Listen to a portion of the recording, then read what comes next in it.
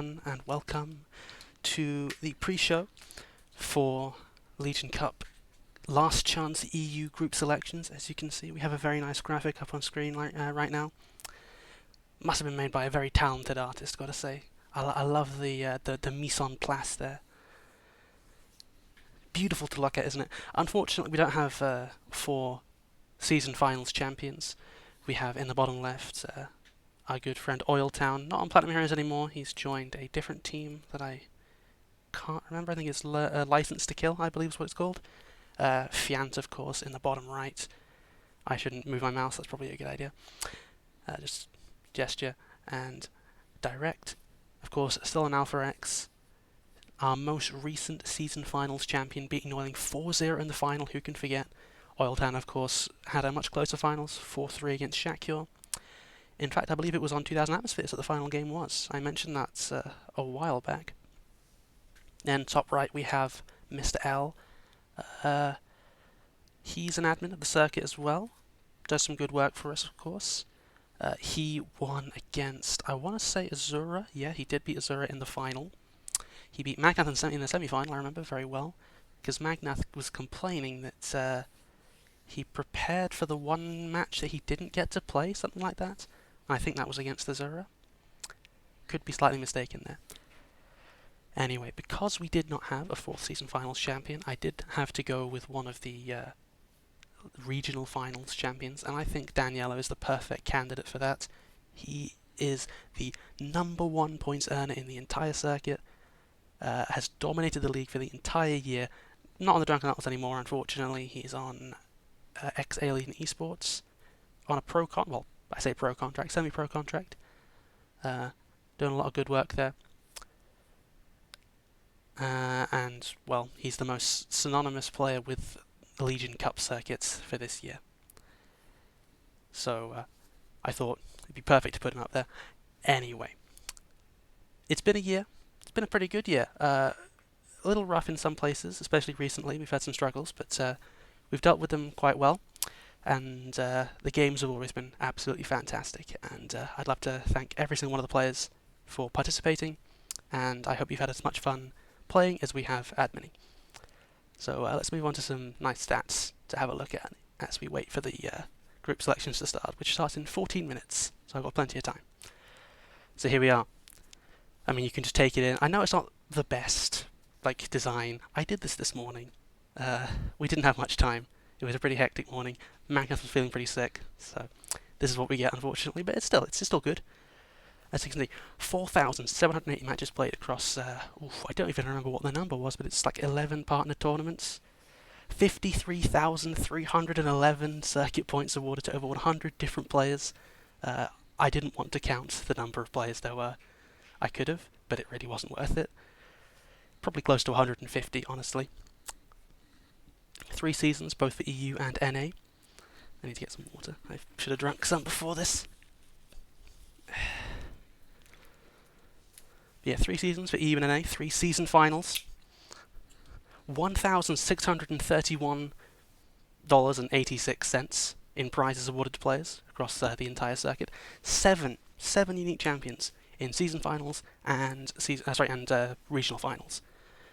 Those, if I can name them off the top of my head, are Reality, Daniello, Chelch, Oiltown, Mr. L, Psystorm, and Fiant.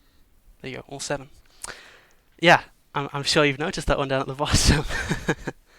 Most importantly, 0 Terran champions in LegionCup regular season. Well, if you're that confident, Universe, I'd love to see it. I really want to see a Terran champion before I die, and that's not looking particularly likely right now. But yeah, on the right side of the screen you can see 25 bi-weekly completed, 14 unique champions from 10 countries across 4 whole continents.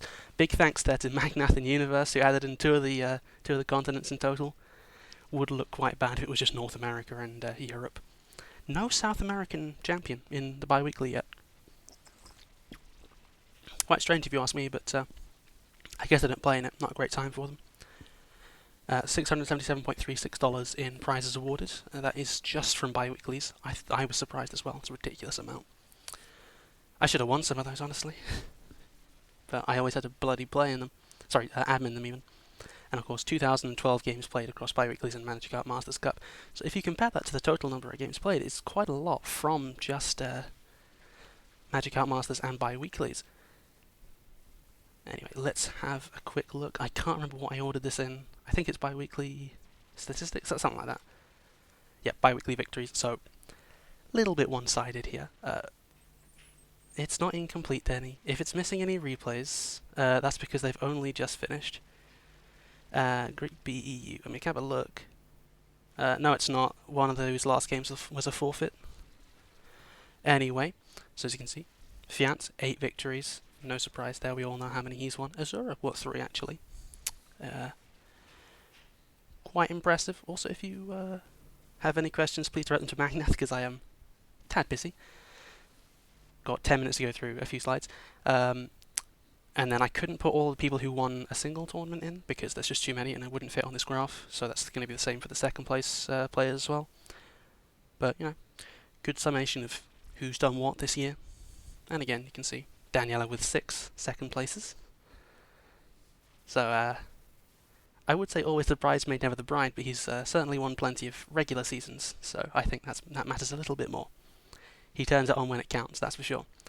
And Azura, 3 victories, 3 second places. You know, he's been very, very consistent. LucasStart and XBA both have, I think, won. LucasStart may not have done, I can't remember. But XBA certainly has, and they both come second twice.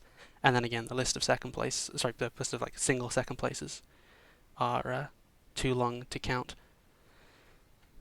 Well, you can ask Magnath to deal with that. This is something I've been very interested to show you. Look, again, Denny, can you please ask Magnath for this, because he's not the one that's busy right now. Like, I can't help you. I physically am not capable of doing it right now. So yeah, fuck. Anyway, as you can see, 57%, well, what do you mean Magnath told you tell me? Well, tell Magnath that I'm busy and I can't do it right now. You can either wait until after the stream, which will be a bit late for you, I imagine, or you can tell Magnath that. Anyway, as I was saying, 57%, 25%, 18%. Not much else I can tell you right there, because we've got to run through this quite quickly, because unfortunately someone's wasting my time by making people come and talk to me when I'm not able to talk to them. Anyway, this is bi-weekly win rates for each of the races. It's a bit of a clusterfuck. We're missing some races in each bi-weekly, so make of that what you will. It's not particularly useful. The PVT win rate is pretty consistent across all of the bi-weeklies. You've had Protoss and Terrans in pretty much every single one. It's just the Zergs really that are making it look a bit poor. But obviously we've had Fiant in there to beat up all the Protoss players and keep a nice purple line going. But yeah, that's a bit of a mess, so we'll move on quickly. This is another thing that I was very interested to show you. 17,000 of 53,000 circuit points have been won specifically by European Protosses, which is more than double anything won by the EU. The other EU races. Zerg has very little because they haven't got very many players, and Terran has just a bit more than the Zerg. North America is not that much better. Just it's the Zergs that are second place rather than the Terrans. Protoss still wins everything. This is a lot more easy to get your head around, I guess. It's got the numbers there, everything's very consistent. Not as if we went an entire season without having a Zerg player in it like we did in some bi-weeklies. So, important thing to note here, Zerg win rates, so-so, not great, not terrible. Protoss win rates, on the other hand, in PvT have literally never been negative, which is unsurprising, I'm not going to lie.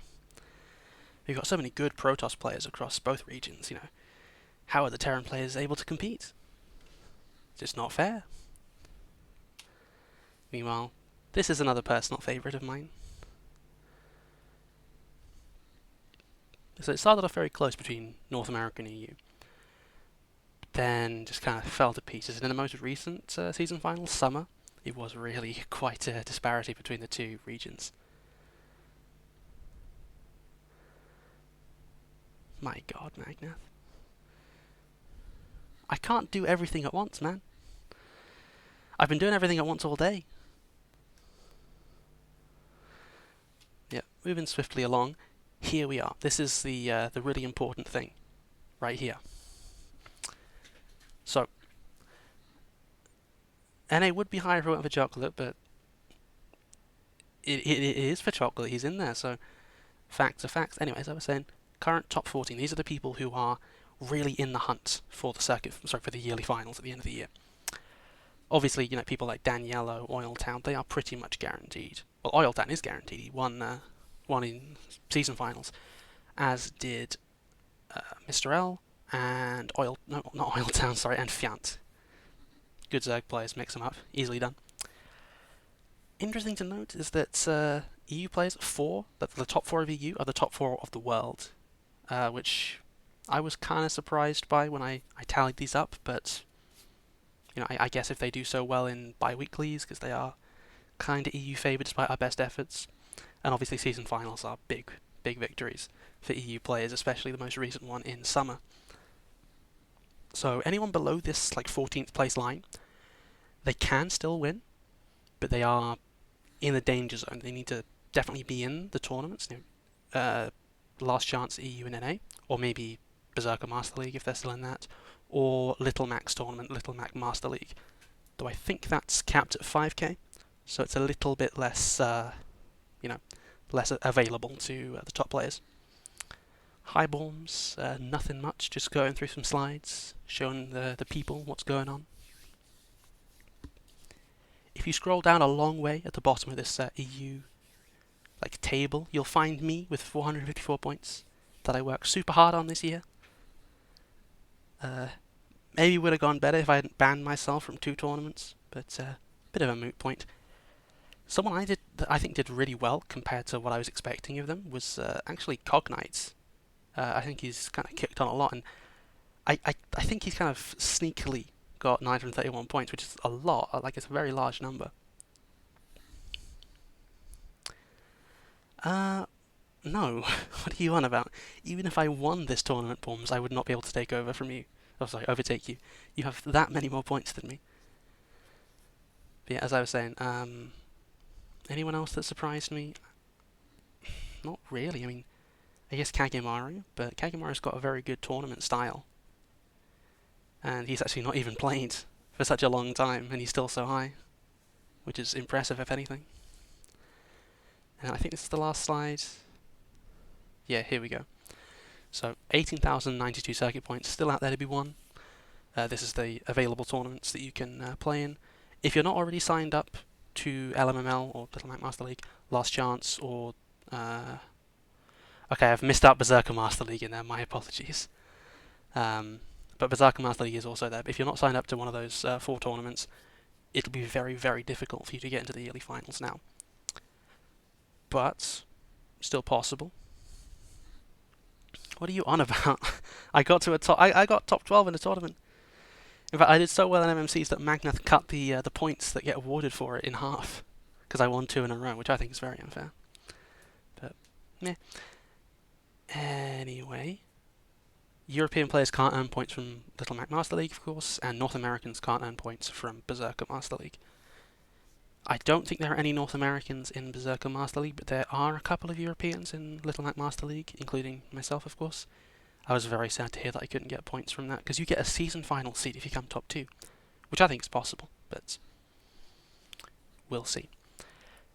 I was supposed to do a bit where I calculated the total number of points you could get from bi-weeklies or Magic Art Masters Cups, but I clearly did not do that.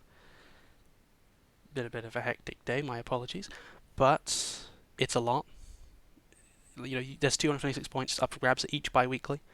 In total, that's more than 1,200, I think. No, 1,000, more than 1,000 before the end of the season, which will be sometime in May. We haven't got a precise date for that. So, that's the end of that. Now, if I get this transition correct, which probably won't. We will move on to the group selections. Ah! Okay. That was a bit slow, but I did it. I did it sort of correctly. Oh, I forgot to put... One moment.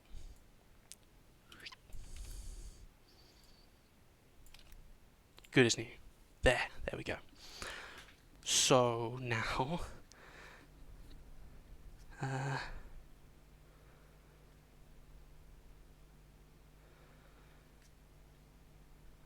I love how Magnath's idea of helping me not get overwhelmed by stuff to do is to just DM me a picture of what Azura sent him.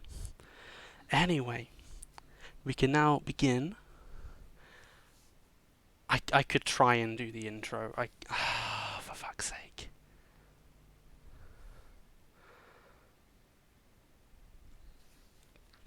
Screw it. It's not as if anyone's doing anything right now, right? Yeah, I'll give it a go.